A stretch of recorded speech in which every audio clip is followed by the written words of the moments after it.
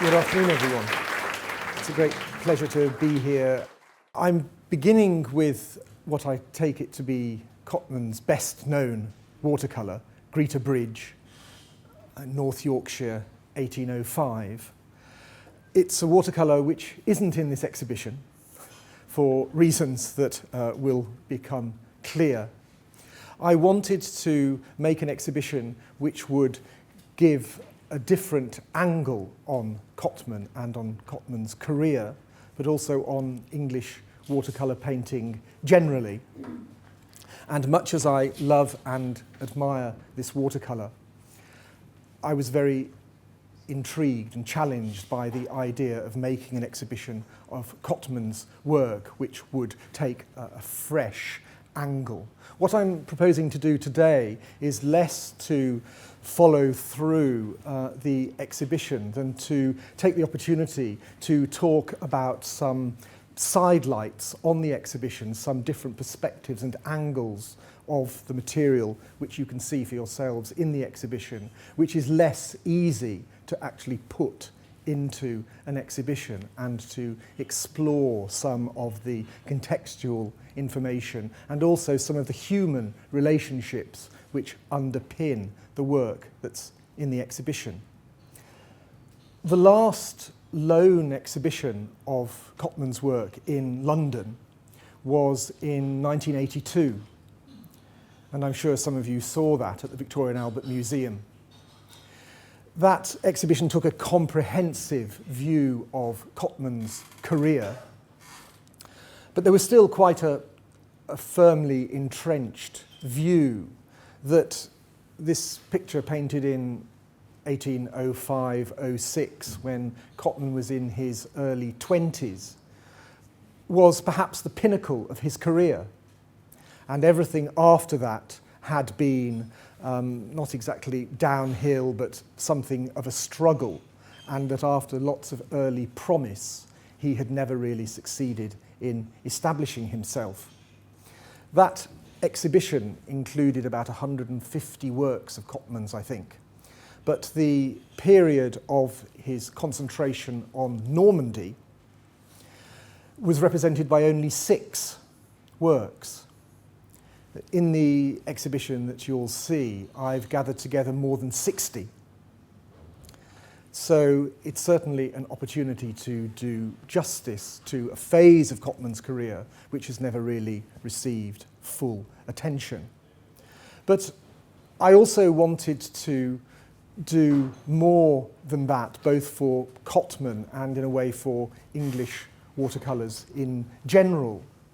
There's a general tendency to associate watercolour painting in England with landscape, and this picture has become a sort of touchstone for that perception.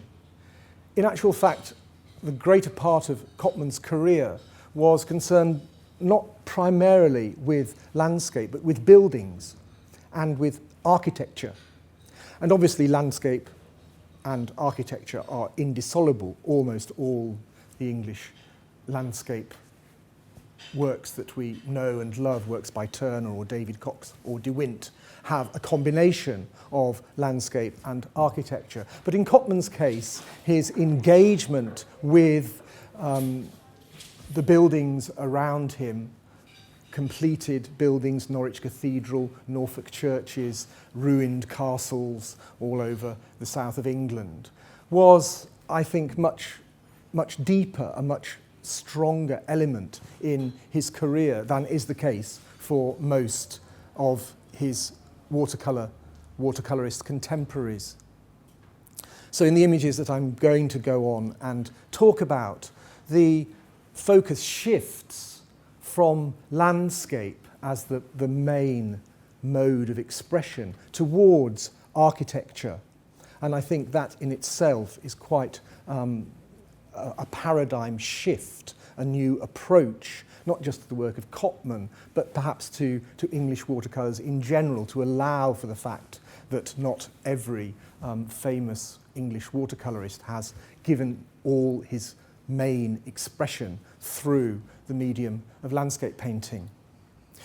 When I said Cotman was in his early 20s when he painted this picture, he was born in Norwich in 1782, and he attended the local grammar school. We don't know anything about his early training as an artist. He arrived in London in 1798, age 16, and almost immediately he was taken up by the print seller Ackerman in his shop in the Strand, as far as we know, colouring prints, doing that mundane, routine work that was part of the trade in visual art in the period. But before very long, he was scooped up by Dr. Thomas Munro, whose house was in the Adelphi, just a few doors along from Ackerman's shop in the Strand. Thomas Munro is well known in the history of watercolour as the man who brought together Gurton and Turner.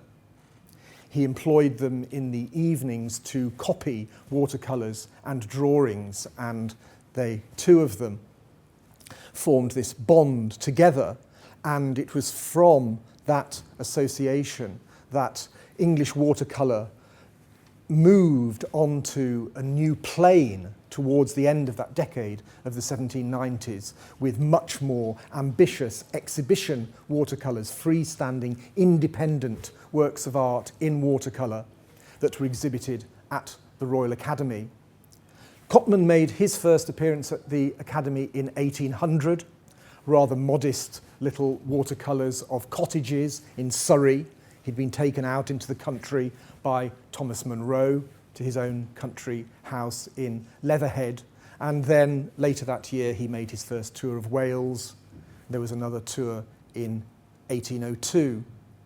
Cotman first went to Yorkshire in 1803. He was to be a house guest, but also a drawing master of the Cholmondeley family at Bransby, a house just outside York. And this put him in a rather equivocal position in some ways. On the one hand, he was a welcome guest in the house. On the other, he was a paid employee.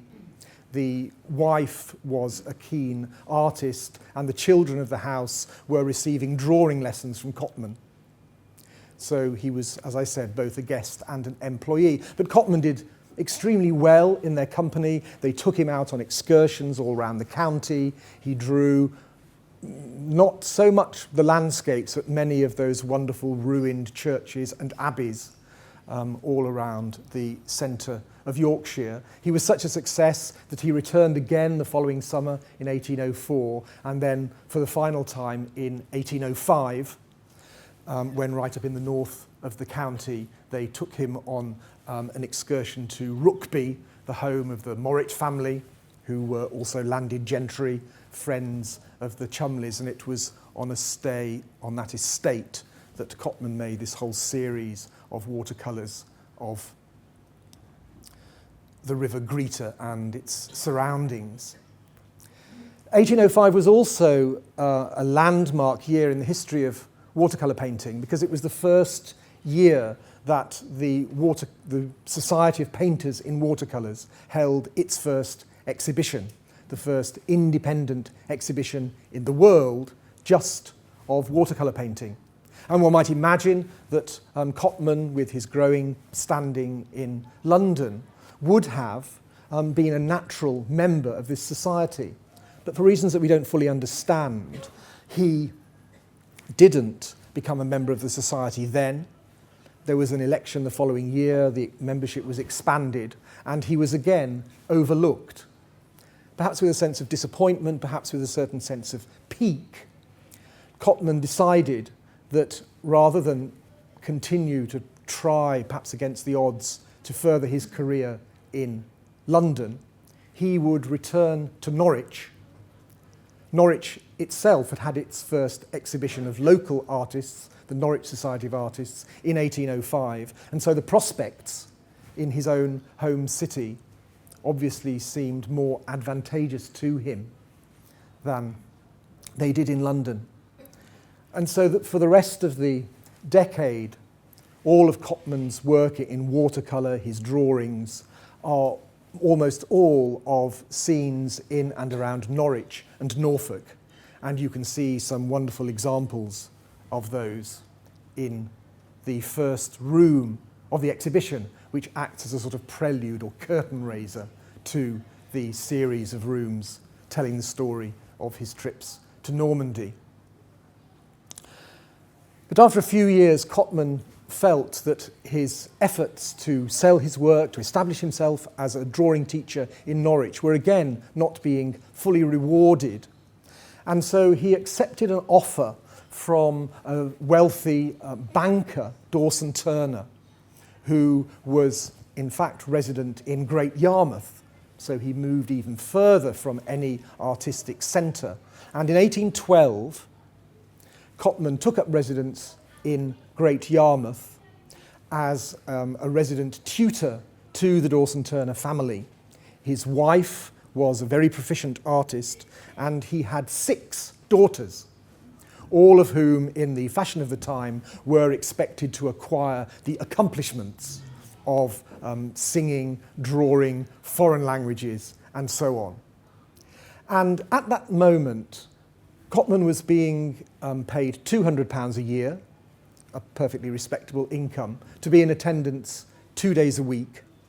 On the other 3 days, he was partly following his own enthusiasms and partly following those of Dawson Turner in going out and drawing all over the county of Norfolk all of the ancient buildings, the churches, the ruined castles, and making an almost comprehensive record of the architecture of Norfolk. He issued a prospectus, as was often the way, with works published by subscription, and he offered to the public 60 etchings of buildings in Norfolk, which he proposed to publish himself. And this was to offer the precedent for what he then planned, or he later planned to do for his drawings of Normandy. So this is one of the early etchings published in 1812 that he produced as part of this series portraying the architecture of Norfolk. And I'm moving on from the wonderful watercolour of Greta Bridge to this etching of an obscure and rather ruined tower in Norfolk, because the central chapter of Cotman's career was played out very much as a draftsman of architecture and as a printmaker. And I really feel that one cannot get any sort of overview or understanding of Cotman's career without an appreciation of his work in black and white, his drawings, his etchings, and his commitment to the local heritage of Norfolk. You can see from the look on the face of this figure as he emerges up a ladder into this ruined tower, that sense of discovery and excitement, which is partly Cotman's, but also part of a whole community of local historians, not just in Norfolk, but right across Britain at this period. Down in the foot of the print, there is a dedication to John Gurney, and Cotman added a dedication to some member of the local aristocracy or gentry or clergy, members of parliament, to each one of these prints. It was a way of, in a sense, raising his own status by association, but also creating some sort of community of scholarly gentlemen, all of whom would take an interest in the heritage of their home county.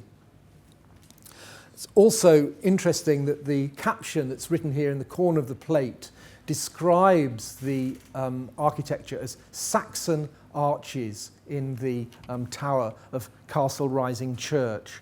As I go on, I shall say more about this issue of the understanding of architectural history in this particular period when Cotman was working between 1800 and 1820. An enormous number of books were written that tried to unravel and understand the history of English architecture in the medieval period, which was by no means clearly understood at the time. As it happens, I haven't been to see this church. You'll see some photographs of my travels in the course of this talk. But the ruinous state of this tower was not to survive for so long, and according to Pevsner, the tower was taken down in the 1840s and repaired by Anthony Salvin, one of the great architects of the Gothic revival.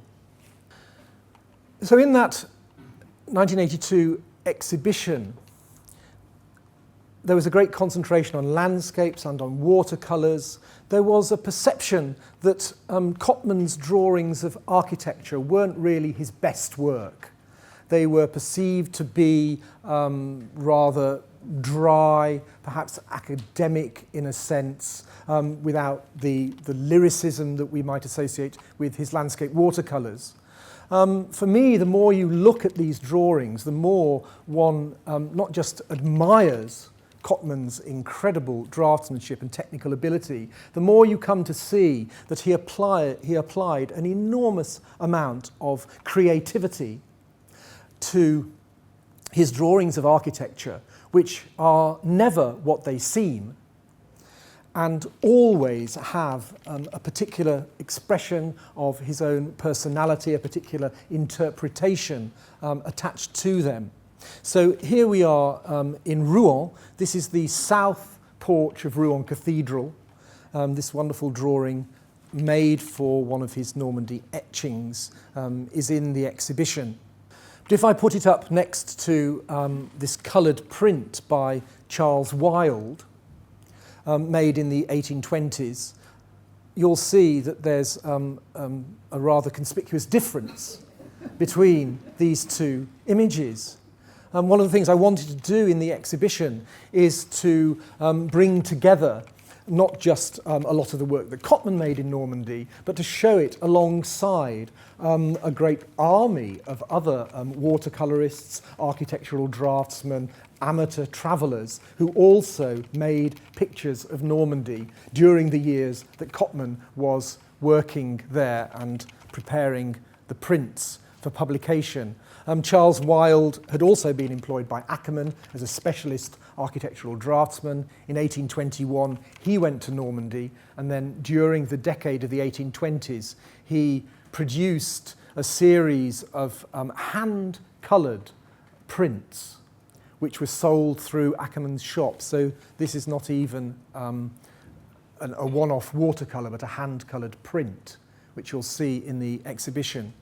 But of course, the main reason for putting it up next to Cotman's picture is because you can see that Cotman has edited his drawing in a rather drastic way.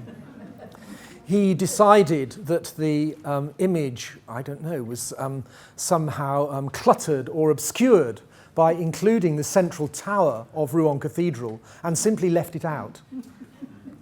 And so these architectural drawings, which we take to be rather dry, truthful, academic, simply recording what's put in front of the artist, are anything but that. And in every case, as I've said, Cotman takes a particular interpretation in regard to the material that he's confronted with. In this particular case, we might say that Cotman was being more prophetic than he knew, because the spire, which was on top of the central tower of Rouen Cathedral, was struck by lightning in 1822. And so the spire is absent from Wilde's drawing. He must have heard the news that the spire had come down. The tower remained. But here is the same gateway, the same porch, I should say, the south porch of Rouen Cathedral, and on top of the Gothic tower you can see a 16th century sort of wedding cake these tiers of a spire, which, as I said, was struck by lightning and came down in 1822. One of Cotman's motivations for going to Normandy and spending so much time making these extraordinary drawings of the churches and castles of Normandy was not just due to his interest in architectural history, but also this sense that during the revolutionary period, many important buildings across this province had been destroyed. So there was part of an effort of reclamation and recording and documentation, simply to make some sort of survey of the ancient buildings that had survived. I wanted to show you another remarkable example of Cotman's editing of buildings and of images. This is St Stephen's Chapel at the east end of Norwich Cathedral. And Cotman has made this image into something very strong, monumental, very simple shapes, these wonderful combination of semicircles, simple curves and rectangles that he's reduced the building to. But if you've managed to locate yourselves on the view of Norwich Cathedral that I put alongside, made from exactly the same angle, you'll see that in order to achieve this effect, Cotman has, in practice, actually omitted most of the choir of the cathedral. You'll see this wonderful watercolour from the Norwich Museum in the exhibition. It's something that has been reproduced and is greatly admired, but it's very rarely observed just what liberties Cotman took with his source. Cotman made his first trip to Normandy in 1817, so a couple of years after the declaration of peace and the end of the Revolutionary Wars. He went again in 1818, and he made a final trip in 1820. And added together, those 3 trips amount to more than 6 months spent in this province. So he was there longer than any other English artist who travelled through at different times. And the reason why he spent so much time working in Normandy was to produce another volume of prints. And here is his prospectus dated September 1819, when he offers to the public 100 etchings of buildings in Normandy, which were due to be published in 4 instalments of 25 each. And the first was due to appear in January 1820, and the rest would follow at 6-monthly intervals through 1820 and 1821. At the time that he made this prospectus and advertisement for subscribers, Cotman still hadn't really sorted out the practicalities of publishing this great set of prints, not to mention the text that was needed to go alongside it. This was still something which he was worrying about and hoping to find a solution to further down the line. And in the event, he co-published with a bookseller in the City of London, John and Arthur Arch. All of the Norfolk prints he had actually succeeded in publishing himself, and so it was quite a lucrative operation for him to retain all the profits.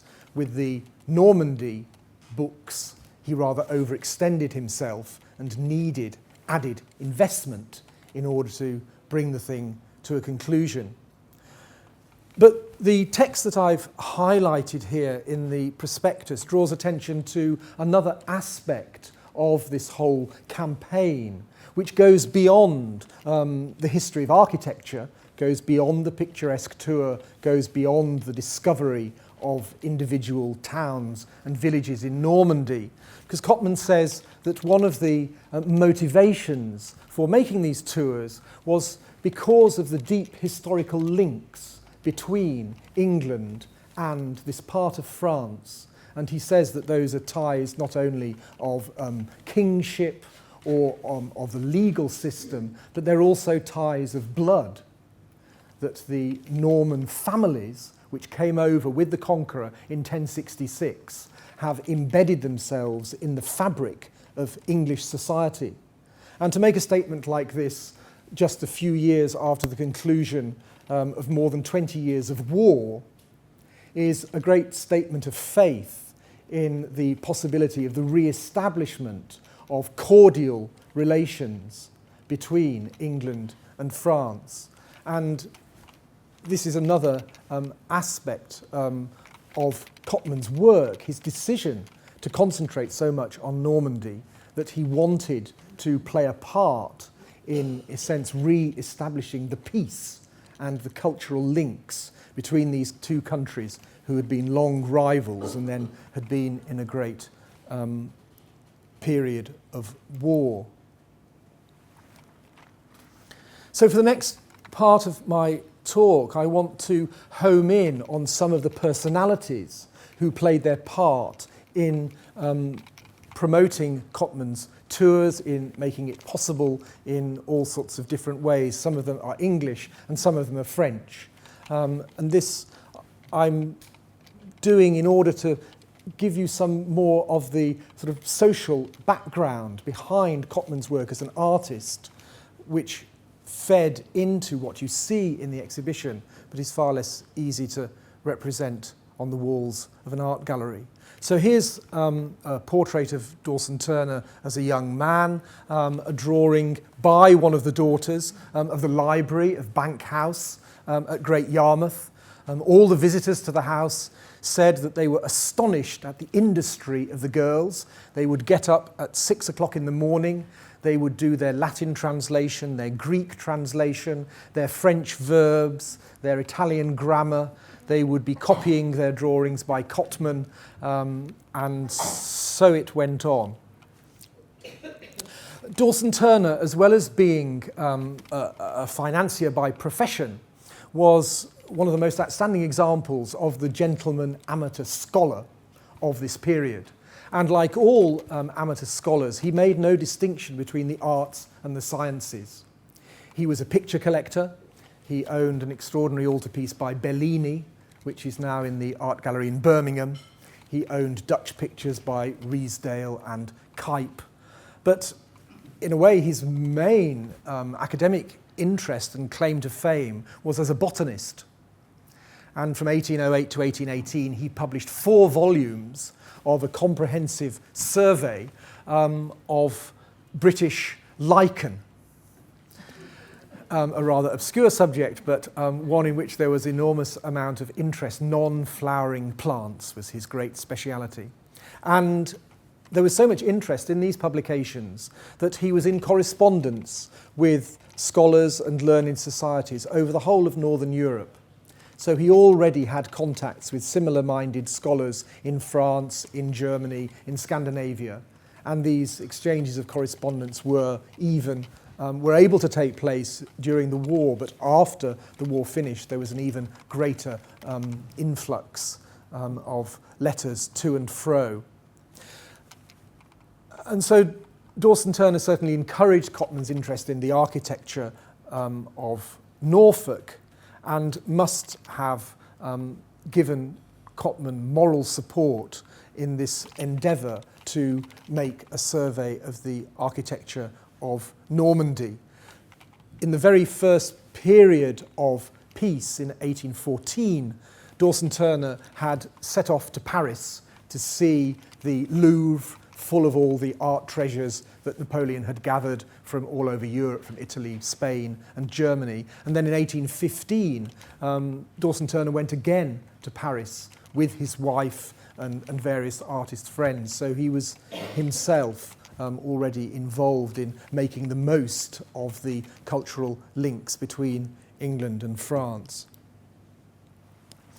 But another man who played his part in Cotman's publication and the tours was this man, Hudson Gurney. He was a partner with Dawson Turner in the bank, Turner and Gurney's bank, and he was a much more active member of the Society of Antiquaries in London. Dawson Turner tended to manage the provincial branch, and Gurney was more active in London, and his particular interest was in more antiquarian pursuits, English history and architectural history.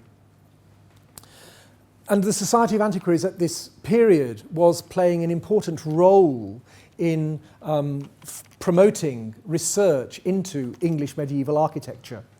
They were commissioning wonderfully exact drawings of English cathedrals, which were published in luxurious portfolio editions. And as well as these publications, the Society of Antiquaries was a great platform for papers on English history, discussions and hypotheses which were put forward to do with the interpretation of medieval remains in particular.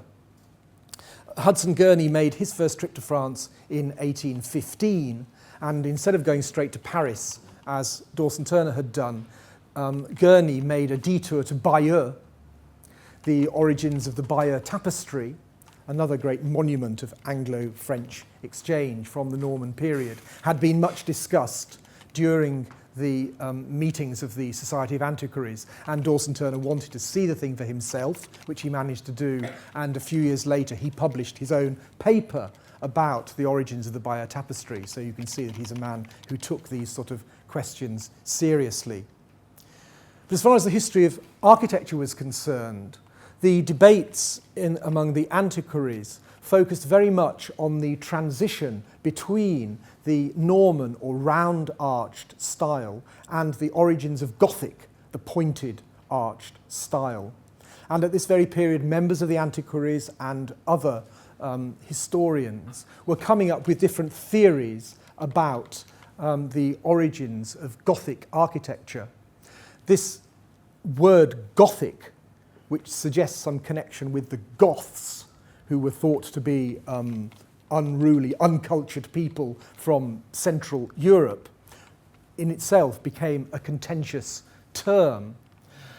One book then suggested that, in actual fact, it was only the current wars which were preventing English scholars from seeing that the earliest buildings in the pointed arch style were in fact in France, and the Abbey of Saint-Denis was proposed, as is now well known to architectural historians, as really the earliest example of an early Gothic building in the pointed style.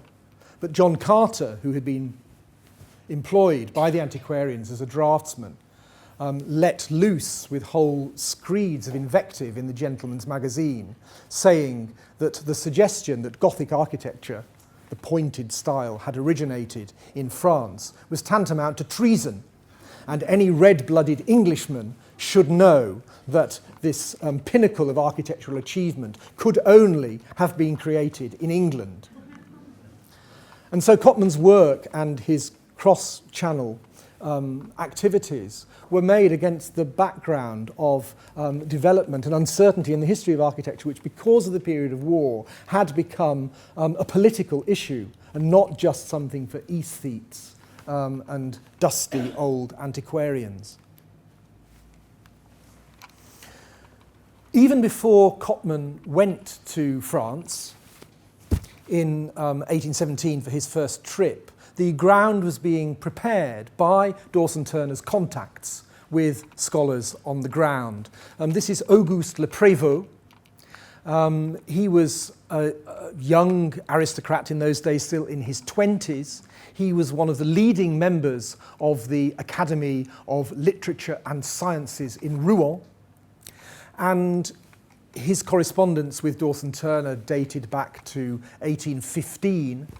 As soon as the interest in Normandy began to grow, Dawson Turner is writing to him regularly, asking him to send books about the history of Normandy. Dawson Turner was a megalomaniac book collector. He ended up with thousands of books, and after his death, the auction took 18 days just to get rid of all his books. And so Le Prévost sent Dawson Turner great long lists of all the books on the history of Normandy of which he was aware, and he then set about combing Rouen and the rest of the province to obtain copies of all these books, which he then sent to Great Yarmouth. When Cotman arrived in Dieppe in June 1817, he was met by a young customs officer who gave him a letter from Le Pravo. And this man, Benjamin Gaillon, took Cotman round Dieppe. He took him to see the Chateau d'Arc, which had been an important Anglo-French stronghold. And Le Pravo's letter gave Cotman the first steps on his route along the coast to Fécamp, up the Seine Valley, past the Château de Tancarville, to arrive in Rouen, where Le Pravo himself expected to meet him. And in a letter that Le Pravo wrote to another English antiquarian, Francis Dowse, one of the leading figures in the Society of Antiquaries, Le Pravo later claimed, although we don't really know how true this is, that all of Cotman's itineraries had been produced on the basis of the recommendations that he had made. So in a sort of way, this man claimed credit for much of what Cotman decided to draw. In the last room of the exhibition, you'll see this astonishing watercolour. This gives us a glimpse of the sort of work that Cotman produced in the 1820s. After the publication of the Antiquities was complete, he went back to watercolour painting in this much more brilliant, deeply coloured style. And in 1824, he exhibited the first of 4 versions of this watercolour. And it was in itself a sort of act of homage from Cotman to Le Pravo, because when Cotman arrived in Rouen in 1817, this building had just been demolished. It didn't exist anymore. And Le Pravo had been one of the local people who had made strenuous efforts to stop the city fathers of Rouen from demolishing this extraordinary late Gothic building. And it was the impetus and the local feeling that led to the creation of what became the Society of Antiquaries of Normandy, of which Le Pravo was the founder president. Another of the important figures in scholarship on the French side of the Channel was this man, the Abbé de la Rue. He was a clergyman, as his name suggests, based in Caen.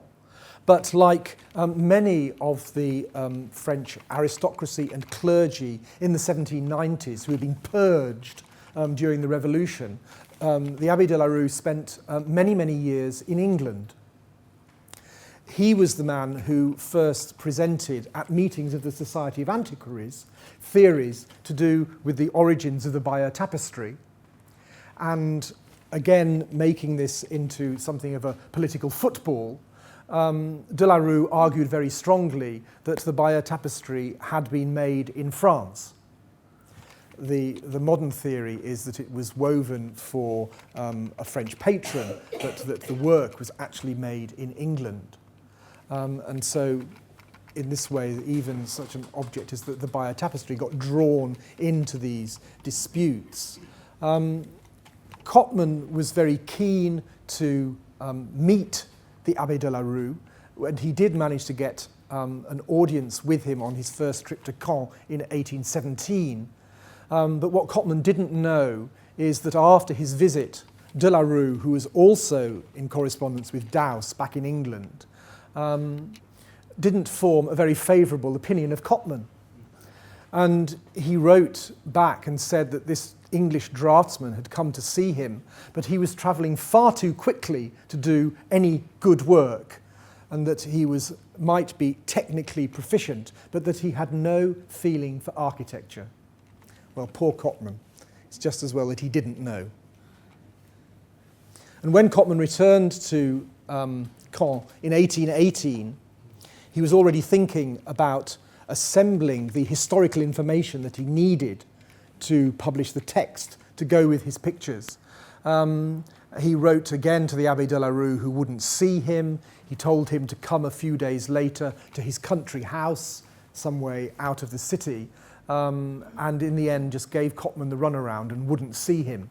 He was already known to be a rather difficult person, and Cotman never understood why he had such difficulty getting hold of the Abbey, but because of these other archival documents which have emerged in the course of this research, we can see something of the background that he laboured against. So in some respects there was a great deal of support among the French for what Cotman was doing, but in certain instances he didn't all go quite his own way. Well, while he was in Caen, Cotman spent a great deal of time drawing the two great Norman abbeys. Part of the impetus for his tours was to establish an accurate chronology for Norman buildings. And it was known that the two great abbeys in Caen had been founded by William the Conqueror in 1066. The one St. Stephen's, the Abbey aux Hommes, founded by William, and this church, Sainte Trinité, the Abbey aux Dames, had been founded by Queen Matilda, the wife of William the Conqueror. And so from these precisely dated and documented and chartered buildings, one had some sort of fixed point by which to judge the progress of this sort of architecture in France as well as in England. So you're looking at a drawing by Henry Edridge, in fact, of the outside of the Abbey, and here is a print made by Cotman of the base of the tower. But one of the wonderful and extraordinary things about this is that Cotman's actually been able to get up into the upper reaches of the nave of the building, because during the Revolution the church had been deconsecrated and the nave was sliced in two horizontally. The bottom part of the nave was turned into a store for cannons and ammunition, and the upstairs had been used as a store which has now been vacated. So Cotman had this extraordinary opportunity of getting right up into the upper reaches of the building to see close up the detail of this extraordinary Norman decoration. On his second visit to Caen, while Cotman was drawing in the church, he was approached by the man who was the overseer of an old people's home, which had been put into the convent buildings around the church. And this man, seeing that Cotman was a very good draftsman and was interested in the history of local architecture, insisted on taking him out that very afternoon on a tour of other villages around the north of Caen. And Cotman writes about meeting this man in a letter to Dawson Turner, says he's just the sort of person who you would feel a great deal of sympathy for. And one of the villages that he took him to was this village of Annecy, where there's this rather small and unassuming chapel, but in the foreground of the print that he made of the church at Annecy, Cotman puts a draftsman seated on the ground, and here this rather effusive Frenchman wearing this rather natty cap, who I'm sure is intended as a reference to the man who he met. Cotman told Dawson Turner that this man's ancestral home was in the village of Annecy. And so without Cotman even knowing it, he had met Amédée Léchaudet d'Annecy, who became one of the greatest antiquarians and historians of medieval France, who at this time, as I said, was the superintendent of an old people's home and was waiting to emerge from his pupa into the butterfly of one of the greatest scholars in France. And again, it just shows the sort of chance meetings that Cotman enjoyed in a way, which promoted his tours.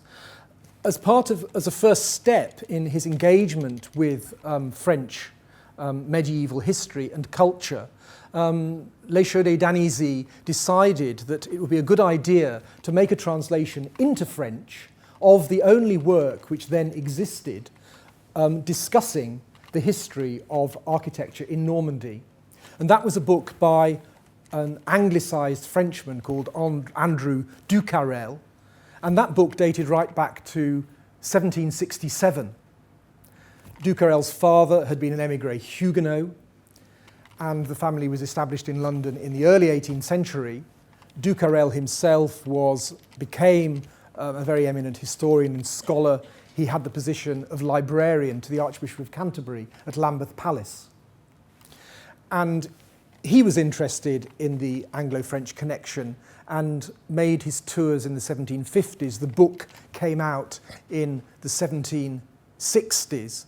And rather than solving questions to do with the interrelationship of French and English styles of Norman architecture, it muddied the waters for decades to come. Being a Frenchman, Ducarel had this idea that the best style of architecture was not really medieval or Gothic at all, but was classical. And his prejudices distorted his reading of the evidence when it came to early medieval architecture. So as far as he was concerned, I need to go back. Pointer. The most lavishly decorated Norman doorways weren't late in date, as we now know them to be. These were more barbaric and therefore Saxon and earlier, whereas the simpler, purer, less decorated forms he took to be more French in influence and therefore later, whereas in actual fact the complete reverse is the truth. And so, since this was one of the very few images which attempted to analyse the transition between Saxon and Norman architecture in England, it confused everybody for years afterwards. And that really explains the caption on Cotman's print of Castle Rising that I started with, when he says Saxon arches in the tower of Castle Rising Church. We know now that that tower was built in 1140, so in fact it was a very late example of Norman architecture, but partly because of this misconception, thought to be Saxon by Cotman. Again, it's an interesting parallel aspect of this whole enterprise, that the nomenclature for medieval architecture that we use today was actually coined at this very period and first published in 1817. A scholar called Thomas Rickman first came up with the names of Saxon, Norman, Early English, decorated, perpendicular. Those very terms were first put in order and in print in 1817. So again, it shows you the great sort of variety of cultural influences being brought to bear. Interestingly enough, Thomas Rickman was perfectly aware of the architecture of Saint-Denis. He knew that the pointed style had originated in France, but he also chose to call its manifestation over on this side of the channel Early English. So Le Chaudet d'Anizy published his translation of Ducarel's book, and in it he made free with Cotman's published work. The Cotman in etchings had appeared in 1822. Anizy's book came out in 1824, and here it is with its French caption. And I suppose imitation is the sincerest form of flattery, but without credit. He simply purloined images from Cotman's book and had them redrawn and lithographed and put into his own book. But almost as if to add insult to injury, down in the foreground of the French copy, he puts this little draftsman, which seems to suggest that there's something authentic or original about this version of the image, when, as we can see, it's just been taken without permission and also without credit from Cotman's own work. But in a way, the deepest relationship that Cotman formed with scholars in France was with this man, Charles de Gerville. He lived at Valognes on family estates just south of Cherbourg. He too had been an émigré. He spent time in England in the 1790s. He lived for a few years in Essex and then up in Yorkshire. He spoke very good English, which definitely helped form his relationship with Cotman. And the documents that we have refer to Cotman making a portrait of Deja Vu. We don't know what that portrait was or what it looked like. This is, in fact, a lithograph based on a drawing by an anonymous artist. But I think there's every possibility that the original of this was Cotman's own portrait of Deja Vu, the scholar with whom he formed such a remarkable bond. Deja Vu took Cotman all round the province of La Manche, the Cherbourg Peninsula. Once he came back to France, Deja Vu set himself the task of knowing everything there was to know about this little bit of France where his home territory lay. And so he took Cotman down to Coutances, this early Gothic cathedral standing in this extraordinary prominent position down in the southwest of the Cherbourg Peninsula. And this also shows how in the final trip to Normandy in 1820, Cotman's focus was already shifting away from this very intense study of architecture, and he was itching to get back to making landscapes. He'd been travelling to and fro all over the province for months, and he didn't want to limit himself just to drawing buildings. And so from this 1820 tour, there's a preponderance of landscape drawings, and he said that really his next project should be to make a portfolio of prints of the landscape of Normandy, which people simply didn't know or appreciate. So this gives us a bit of an idea of the amount of country Cotman was covering. Coutances is down here. Deja Vu lived up here in Valognes. And when you look at the with the itineraries on it, but you'll see in the exhibition there's another version of this map with Cotman's routes superimposed, and you'll see in the 1820 journey how almost all of his time is spent over on this side of the province, looking at places that have been recommended to him by Deja Vu. Another example of Cotman being creative in the way he rendered these buildings are the church at Tammy, a tiny village just east of Valognes, has got this interesting Norman church with this octagonal tower. But when Cotman came to make his print of it, he decided that he wanted to compress all of the interesting details into his image. And so here is the door with its interesting decoration, 2 bays away from the tower. But when Cotman came to draw it, he decided he needed to squeeze everything into the same space. And so he quite freely moved the door that much nearer to the tower. And this did have a sort of backlash. Deja Vu was maintaining a copious correspondence with Le Pravo in Rouen.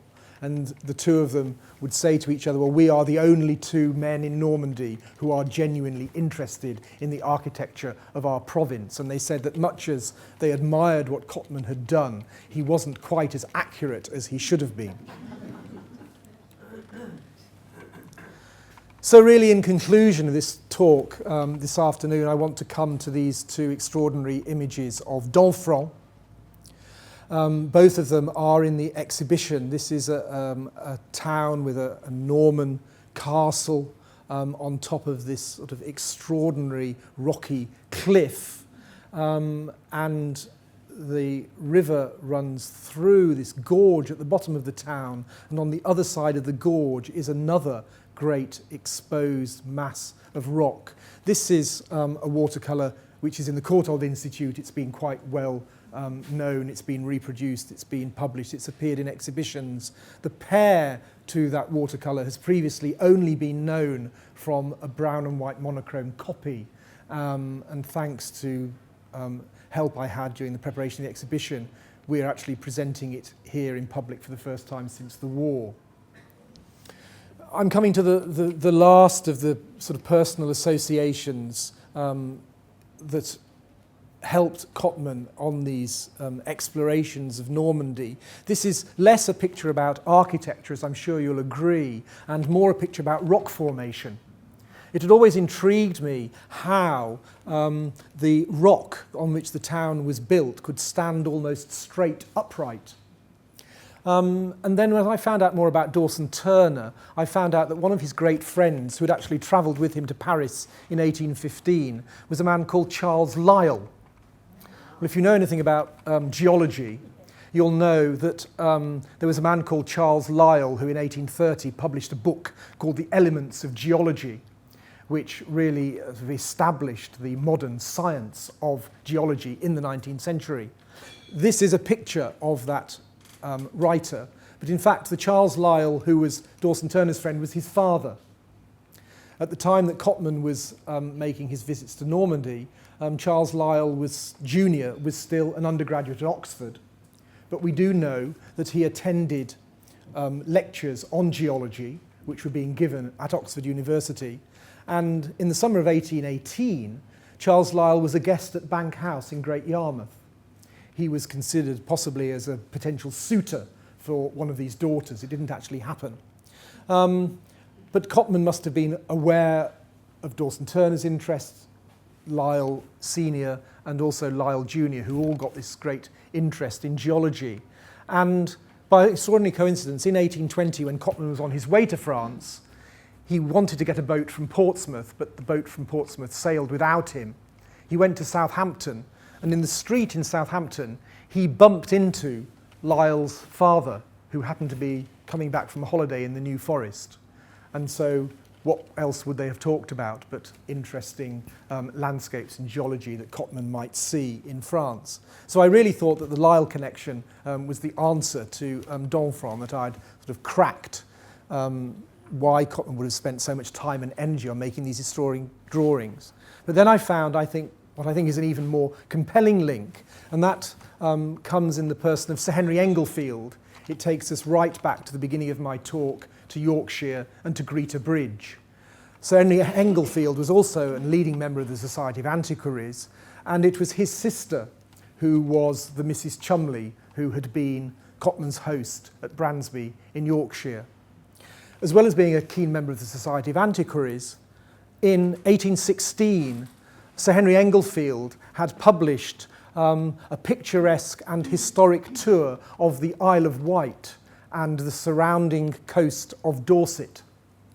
And this book is completely full of engravings of all the extraordinary geological formations from the Needles to Lulworth Cove and along the Dorset coast, where you see all these very clear images of exposed vertical strata. It was Sir Henry Englefield who not only introduced Cotman to the Cholmondeleys, but had given him the patent graphic telescope, the drawing tool that enabled him to draw all the architecture in Normandy. And so I think when we see these images of Domfront, they owe an enormous amount, not just to Cotman's own eye and sense of design, but to this lifelong association with a whole community of gentlemen scholars. Here is a gentleman scholar who was a help to me. I'm just rounding up the end of this talk, but I did want to give you some impression of what Domfront looks like now. Jean-Philippe Cormier is the history teacher at the local lycée in Domfront and spent days with me looking around all these landscapes. And so with my photograph of these rock formations now, you can see how even though the layerings, the strata, are in fact more horizontal, they give the impression, the way they shatter and break, of being vertical. So we come back to Cotman the man who we now see as sitting in the centre of an extraordinary nexus of gentlemen, of different concerns, different political ideas. He's drawn here by one of his fellow Norwich artists as the president of the society, so at last he did have this local recognition. It's a drawing that was made and exhibited in 1830, and Cotman, despite all the ups and downs that he faced in his tours, is proudly holding up the volume on which you can see inscribed the name of Normandy. Thank you.